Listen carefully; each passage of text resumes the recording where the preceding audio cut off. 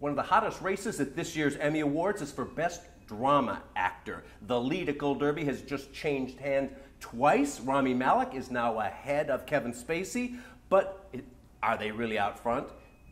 Pete Hammond of Deadline Hollywood doesn't think so. He's voting on Bob Odenkirk, and he's going to explain why. Yeah. And I've just recently switched my prediction back and forth from Spacey to Rami to Spacey again. Pete, what's going to happen here? Well, who knows what's going to happen. When I made my prediction on Deadline, I said, you know, toss all the names up in the air and see where it lands. And for me, it landed with Bob Odenkirk. My thinking is, this is the second year for the series, and the second year he's been nominated, and that the series has been nominated for Best Drama Series.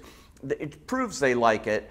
And coming off of Breaking Bad, where he was never actually nominated for that role in Breaking Bad, people realize how good he is carrying a lead and carrying on the tradition and the great love that there was for Breaking Bad and making this show work as well as it does. I think that goes a long way with voters, but I do think this race is crazy. Kevin Spacey not only has never won for House of Cards, he's never won an Emmy. I know. He's got 2 Oscars, Tonys, everything, but he needs an Emmy, and he's never won. And this is a political year that could help him here and bring attention to House of Cards. But Mr. Robot is on TV right now. Of all of these candidates that we have for Best Drama Actor, and let's name the other ones too, by the way. We've got Matthew Rhys for The Americans. We've got Kyle Chandler for Bloodline, and Liev Schreiber for Ray Donovan. Which is also on now, too. Okay, so that we have 2 shows that are currently on, and often that can help, right? Yeah. No, that can help, and that was the strategy used by AMC a lot with Mad Men and Breaking Bad, you know, when they could do that. That always helps. Game of Thrones is another one that helps along the way in the past. But I think that those other people like Liev Schreiber, he's nominated again. It's a very good role, but I don't think there's quite enough to win an Emmy against this level of competition. Well, here's the question, and that is they've changed the voting recently. Yeah. So now you have 2,500 members of the acting branch voting en masse, where in the past, of course, there might be only 70 or 80 voters who would sign up to volunteer to watch the episodes in that given category and then cast a vote. You go from less than 100 to 2,500. There's a kind of popular ballot. And we're both members, and they do say, have you watched all the episodes yet before you vote? I haven't voted yet, but I'm not in the actors branch, but I'm in the writers, and they say, have you watched all those? So they are still applying what used to be with just 100 people. They're trying to apply on an honor system, which is never going to work. We know, Tom, this is a popularity contest now. That is why I think all of this talk that Rami Malek may win is a little off for me, because that's a show that's just barely been on the air. It's got a lot of attention, a lot of critical acclaim, but it hasn't been on and doesn't have the kind of year-long love affair with viewers that House of Cards has had for a fact, or that Odenkirk has had over all those years in Breaking Bad and now 2 years in Better Call Saul. Are they going to go for a first-time nominee here? Have enough of them actually watched Mr. Robot? Of all those voters, all those older voters? I think a lot more people have watched, or maybe I think I would guess more people have watched Mr. Robot than have watched Better Call Saul. I don't know what the Nielsen numbers are on either. Here's why I like your Bob Odenkirk pick, number one. And that is, historically, this category has been dominated by Bryan Cranston, who was a veteran, workaday actor who was not a marquee name, just like Odenkirk. This is the first time now. And he did come in and win on his first time out. Yes, too. and he won on his first time out, and now here we have the second year in for Odenkirk, and he's cut from that mold. And of course, he's the heir to the Breaking Bad mantle. Here's the argument against Odenkirk, and that it's a popular ballot, and that the show's been off the air for a while, and he's not as flashy. Here's the argument for Rami Malek. That not only is the show on now, but I think that the interesting parallel might be Homeland. Remember when that won the first year? Claire Danes' role in that is very much like Rami Malek. It's bipolar, it's up, it's down, he's crazy the same way, and sexy the same way that she is sexy. He's great. And I think that, you know, right now the experts have rallied behind Malek. He's pulled ahead, but I think that he's in the hunt.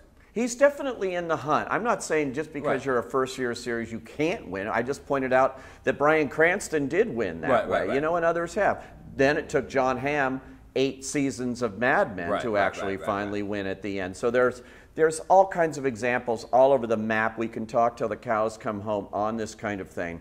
I just have a feeling that Mr. Robot may be something that's still being discovered by voters, and if they're out there watching, but I looked at those piles of DVDs and things that I got, and the Academy sending out things. Now you can go in and watch all these episodes. It's overwhelming. And so, are they watching Mr. Robot? Is he as familiar as some of these other nominees? Do they feel Kevin Spacey deserves it? Do they even know that Kevin Spacey's never won an Emmy? I don't even think they know this. They don't keep track this like stuff. That. Right. Yeah. Kevin Spacey has won SAG twice in a row. Now, here's what I find interesting. You and I as awardologists here. Yeah. SAG is a peer group award just like the Emmys here. So remember, at the Emmys, they're voting for by peer group only, so only the actors can vote here, as you mentioned. Yeah. But he's won SAG 2 years in a row.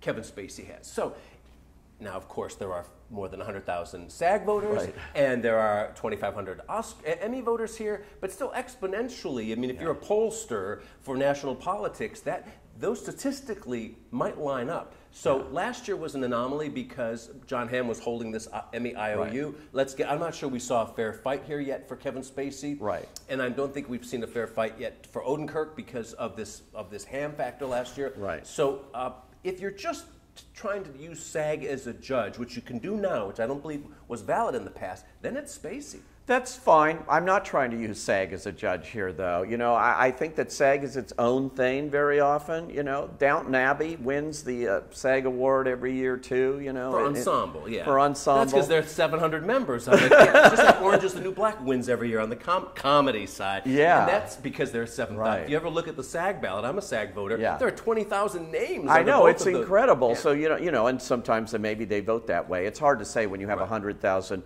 versus even 2,500. And now you have Matthew Rhys, who's never been tried here before because they've overlooked him every year. So this is the first time the Actors Branch has put him in for the Americans, which the critics are trying to shove down the throat of Academy members. It's a great show, but shoved down the throat. It got in for series. It got in for finally after like 4 3 years. Season, yeah, it finally gets in. But I mean, this was something that every year they talked about. How can the critics be on one side and voters just ignore it? So they didn't this year. So that's an untested thing in this category, having Matthew Rhys here. And then the other one is Kyle Chandler for Bloodline, and he won already. So he's got popularity within the actors, but that was when a smaller group were voting. I don't know that Bloodline has been as widely seen as some of these other things. Yeah. All right, now there's something else we have to take into account, and this is where it really drills down into the specifics of voting that I find fascinating. There is something different this year than last year. It's year 2 of the big popular vote of everybody gets to vote. But it's the first year for getting rid of the ranking. I know. And so last year, and in previous years, as a voter, you would rank your choices 1, 2, 3, 4, 5, 6, and then the contender with the lowest score would win. This year, it's an all-out check your ballot for this. That's it. Right? One vote. So with only number 1 votes. Right. It's a popularity contest. You're voting for one guy, and it's whoever gets the most votes. This is a straight up and down ballot. This is no more preferential bullshit. Whoops, can I say that on this? It's the internet. I can? Oh, good. Okay, thank you. Anyway, it's not preferential anymore. It's not being weighted. It's not any of that. It's simply who gets the most votes. And that is where the popularity comes in here. So maybe that will help Kevin Spacey. Maybe that will. Maybe because he's the best known name in the category. I don't think it helps Rami Malek. I don't think that particular change helps this guy. He's the coolest new cat on TV. Yeah. How could it not help him? Check the age of the people voting. But still, they are attuned to the buzz out there. Okay, are they? Yeah, I think so. Oh, Academy voters are attuned to the buzz. Have you been to Academy meetings? You and I are both members of the Academy. We're both voters for the Emmys. Okay, I don't know. It seems to me they vote for the same things year after year. That's why this category is so a toss-up to me, because they can't vote for what they voted for last year. And they can't vote for essentially what they voted for in the previous 5 years. So it's a very interesting conundrum. This is a wide open race. Everyone has a chance to win. And quite frankly, everybody in this category has deserved deserving of the nomination. I was very happy to see Matthew Rhys finally get in, by the way, and I thought that was great. The episodes. Do the episodes matter? In the old days, we saw Jeff Daniels win here because he submitted one of these great episodes where we had a speech of the newsroom. And actually, wasn't he one of the people who denied Kevin Spacey that first year his Emmy? So, but now the question is, are they going to watch the episodes or not? And they're supposed to. They are given instructions online when you vote to watch the episodes, as Pete mentioned. But whether or not they do is another matter. In the past, you could line up your predictions with the strength of the submissions pretty absolutely.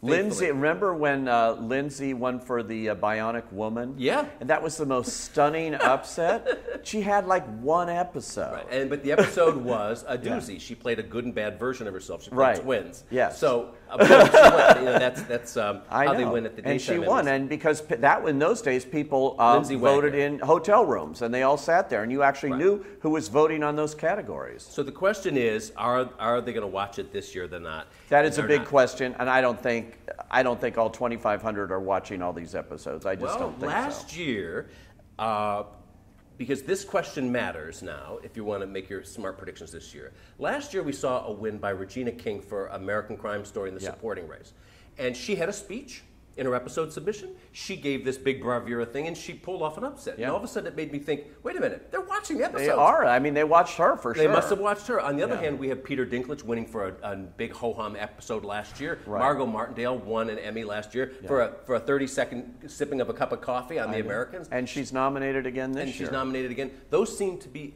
disconnected last year from episode viewing. You know, there have been horrible instances in the past. Ellen Burstyn, of course, won.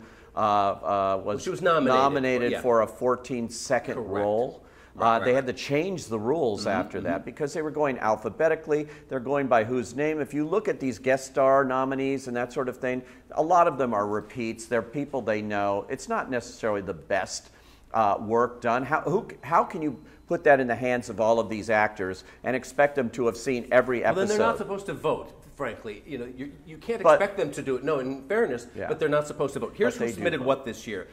Kevin Spacey and Bob Odenkirk both submitted the finales of their programs.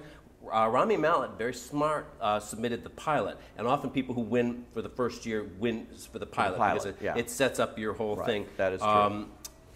I don't have the episode submissions for everyone else, but I hear that Liev Schreiber's is particularly strong as well. And the problem with, I have to stop there because I'm forgetting the other ones. We have it all at Gold Derby. Just look for the episode submissions. They're the full list. Do you think they're going to matter this year, the episodes? I don't think they're going to matter as much because I think it's more of a popularity contest. And I think without the preferential voting, it's little apples and oranges between some of them. And the voters don't get a chance to do that. So I think what tips them over the edge is recognition of the actor more than the episode that they're doing. I think that matters more than a specific episode. I do. I agree with you. And that's why I'm not picking Bob Odenkirk. Well, I am picking Bob Odenkirk. What's his name? I am picking Bob Odenkirk, and I'm going to own that one. But again, I think this category is a toss-up. It is.